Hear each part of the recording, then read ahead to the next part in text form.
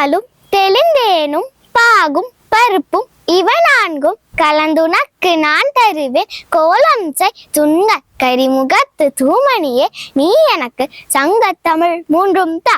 எல்லோருக்கும் வணக்கம். இன்னைக்கு நம்ம மணிமேகலையில இருந்து ஒரு பாட்டும் அதோட அர்த்தத்தையும் தான் நம்ம பார்க்க போறோம். இந்த பாட்டோட அர்த்தம் அந்த அசுரன் படத்துல இருந்து ஒரு டைலாக் கூட ஒத்து போகும். அது என்ன டைலாக்னா, நம்ம கிட்ட நிலம் இருந்தாலும் பிடுங்கிப்பாங்க, நம்ம கிட்ட காசு இருந்தாலும் எடுத்துப்பாங்க, ஆனா நம்ம கிட்ட படிப்புன்னு ஒன்று இருந்தா அதை யாருனாலையும் எடுக்க முடியாது. வாங்க அந்த பாட்டை பார்க்கலாம். இளமையும் நில்லா யாக்கையும் நில்லா பலவிய வான்பொருள் செல்வமும் நில்லா புத்தோல் உலகம் புதல்வரும் தாரார் மிக்க அறமே விழுதுணை ஆவது. இதோட பொருள் என்னன்னா, நம்மளோட இளமையும் நம்ம கிட்ட எப்பவுமே இருக்காது, நம்மளோட உடம்புல இருக்க ஐம்பூதம் அதுவும் நம்ம கூட எப்பவுமே இருக்காது.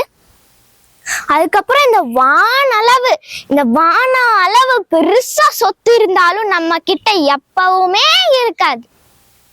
இதெல்லாம் போனாலும் நம்ம செய்யற அறம்னா நம்ம செய்யற நல்லது.